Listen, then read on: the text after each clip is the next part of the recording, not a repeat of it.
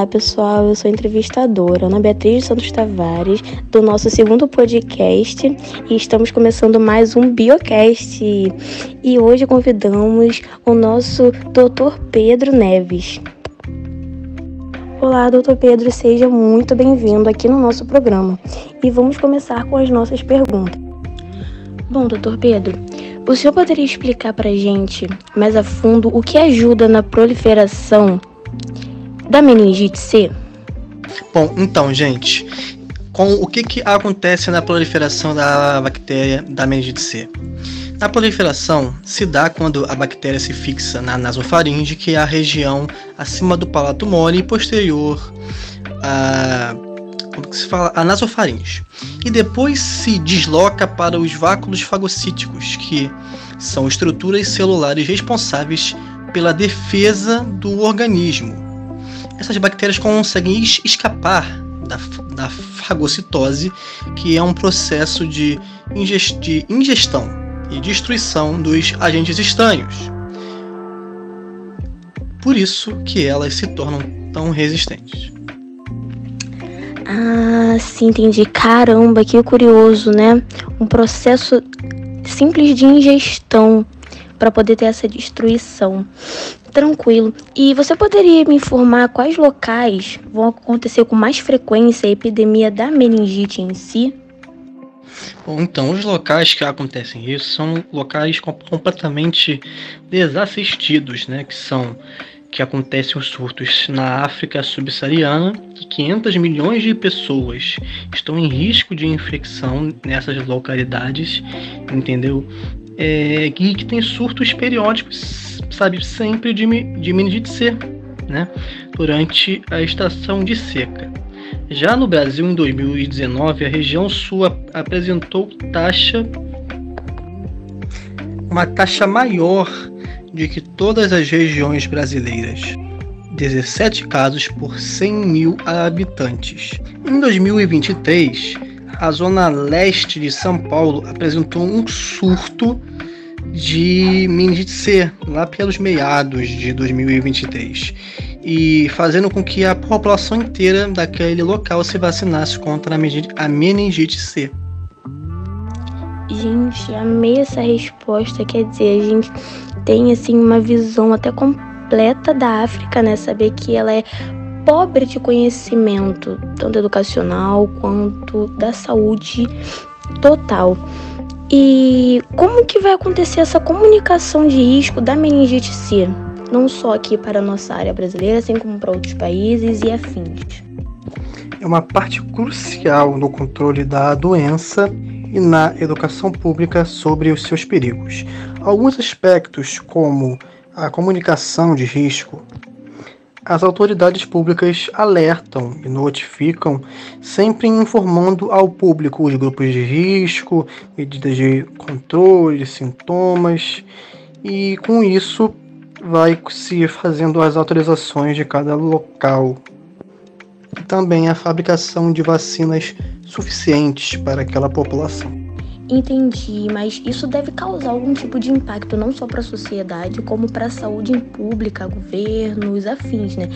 Então, o senhor poderia me explicar como que a meningite vai estar impactando na saúde pública? O impacto na saúde pública é uma coisa que é complicada, né? O tratamento da meningite C pode ser muito caro, incluindo hospitalização, medicação e reabilitação. Isso pode fazer uma grande sobrecarga sobre os sistemas de saúde e as famílias afetadas. Na conscientização pública, a meningite C ressalta a importância da conscientização sobre a higiene, a procura de cuidados médicos imediatos em caso de sintomas e a vacinação para a proteção individual e coletiva. Claro, a proteção a gente não pode cobrar só da sociedade como um todo, mas sim da nossa mesmo, né? Porque sem a nossa, a gente não consegue nada. Mas e no caso de um impacto econômico, financeiro, como que ficaria? Pode estar me respondendo, por favor, doutor? O impacto econômico é grande, né? O tratamento da meningite C é caro e envolve as internações, medicação, exames, diagnósticos e, em casos graves, tratamento intensivo. Isso pode resultar em despesas substanciais para o sistema de saúde e para as famílias afetadas. Com a perda de produtividade, a doença pode levar a longos períodos de convalescença, reabilitação e, em alguns casos, deixar sequelas permanentes afetando a capacidade de trabalho e produtividade dos pacientes, bem como de seus cuidadores. Os efeitos indiretos. Surto de meningite C em comunidades, escolas ou locais de trabalho podem levar a faltas de licenças médicas, resultando em interrupções na produtividade e no funcionamento normal da sociedade. Os custos da prevenção. Programas de vacinação em massa e campanhas de conscientização pública exigem recursos financeiros para serem implementados. Embora esses custos possam ser justificados pelos benéficos a longo prazo em termos de saúde pública. Perda de investimento e capital humano. A meningite C, especialmente quando resulta em morte ou incapacidade permanente, pode representar uma perda de capital humano valioso, com impacto a longo prazo na economia de um país.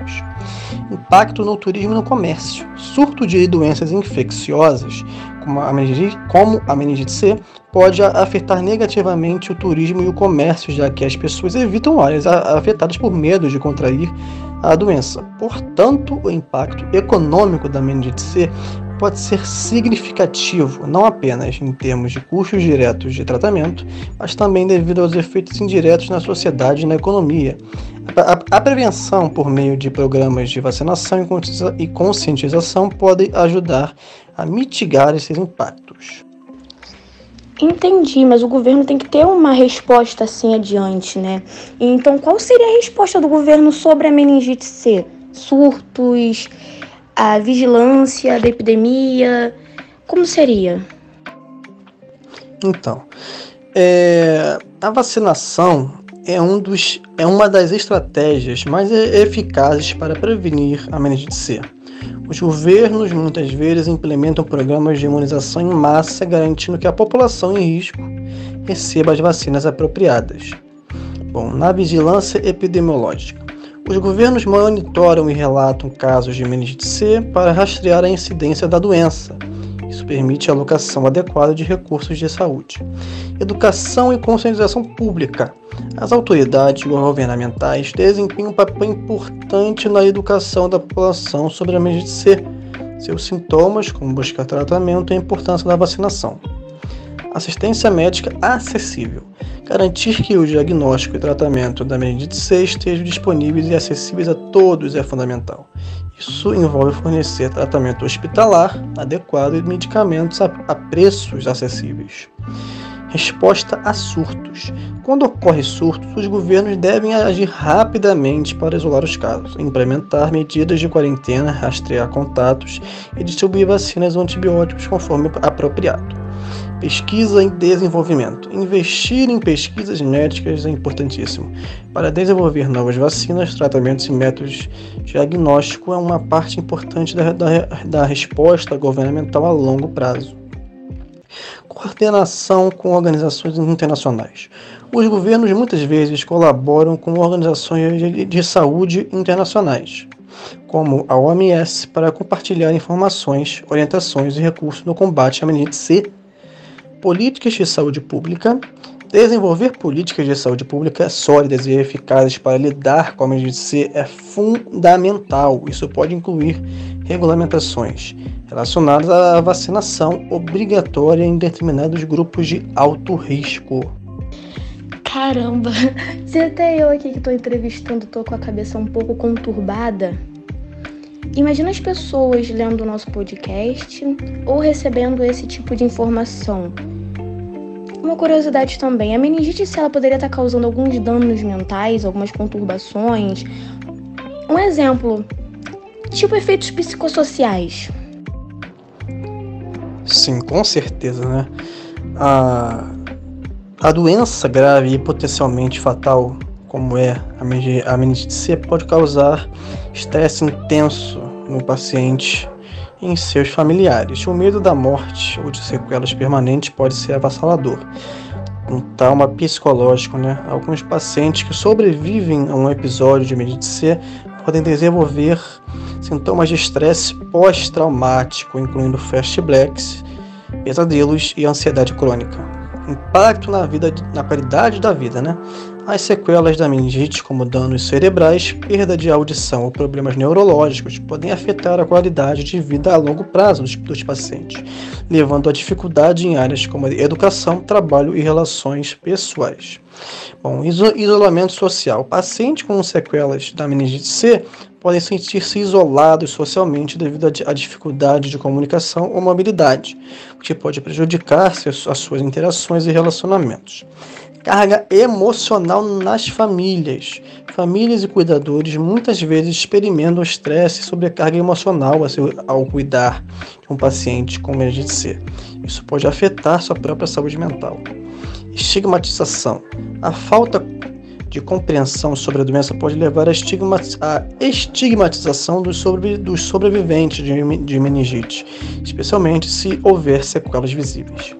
Preocupações financeiras. Os custos associados ao tratamento e cuidado a longo prazo podem criar preocupações financeiras para a família, acrescentando estresse adicional. Depressão e ansiedade são coisas que estragam mesmo, né? A experiência da meningite C, especialmente com sequelas, pode aumentar o risco de depressão e ansiedade tanto nos pacientes quanto em seus familiares. Poderia ser listado alguns desafios éticos passados por pessoas com esse tipo de doença, no caso meningite C, doutor? Claro, então. Temos a disparidade no acesso à saúde. Grupos étnicos minoritários podem enfrentar desigualdades no acesso a serviços de saúde, incluindo vacinação e cuidados médicos. Isso pode aumentar o risco de contrair a meningite C. Barreiras linguísticas e culturais. Comunidades étnicas podem enfrentar barreiras linguísticas e culturais ao buscar informações sobre a meningite C. Seus sintomas e a importância da vacinação, a falta de informações culturalmente sensíveis pode prejudicar a conscientização. Baixa cobertura de vacinação. Em alguns casos, comunidades étnicas podem ter taxas mais baixas de vacinação devido à desconfiança em relação ao sistema de saúde, crenças culturais ou religiosas, ou falta de acesso a serviços de saúde. Maior risco em determinados grupos étnicos. Em algumas regiões, certos grupos étnicos podem estar em maior risco de contrair a meningite C devido a fatores socioeconômicos, a condições de moradia ou acesso limitado a informações sobre saúde.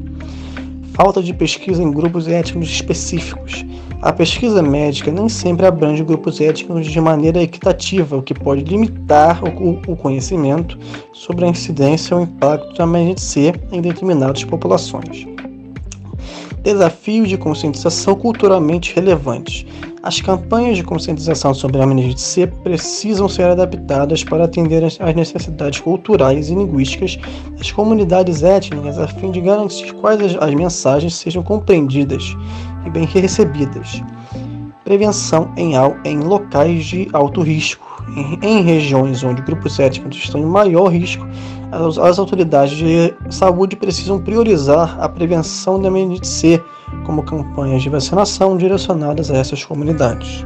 Botando um asterisco nessa pergunta que eu achei bem importante, porque o doutor, ele além de explicar os desafios passados pelas pessoas, ele bota ênfase na prevenção, na vigilância, como se fosse um alerta para as pessoas.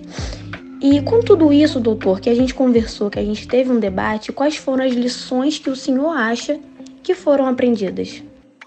Olha, as lições que para mim a gente pode aprender com isso, né, é que a meningite C se destaca a importância da prevenção por meio da vacinação. Programas de imunização são eficazes e podem reduzir significativamente a incidência da doença, né? No caso da vigilância e resposta rápida, a capacidade de monitorar surtos e responder rapidamente é fundamental para conter a propagação da doença e fornecer tratamento oportuno. Na comunicação eficaz, a conscientização pública é crucial. Comunicar informações claras sobre a doença, seus sintomas e como se proteger pode salvar vidas. Investimento sobre pesquisas. A meningite C, a necessidade se destaca contínua de pesquisa médica para desenvolver melhores tratamentos, vacinas e métodos de diagnóstico. na equidade na saúde. É fundamental garantir que todos, independente de sua origem étnica, econômica ou localização, tenham acesso igualitário aos serviços de vacinação, incluindo, né, os tratamentos, né? Colaboração internacional, né? A meningite C é uma doença que não conhece fronteiras. A colaboração entre países e organizações internacionais é essencial para combater a doença globalmente, né? E a preparação para os surtos. A experiência com a meningite C se destaca a importância da preparação para surtos de doenças infecciosas com planos de resposta e estoque de vacinas e medicamentos prontos para uso. E, para acabar, os cuidados pós-infecção. Além da prevenção, a doença destaca a importância dos cuidados a longo prazo para pacientes que sobreviveram à meningite C e enfrentam sequelas. Esses foram os 8 pontos assim que eu posso mostrar de qual lição nós podemos aprender com isso.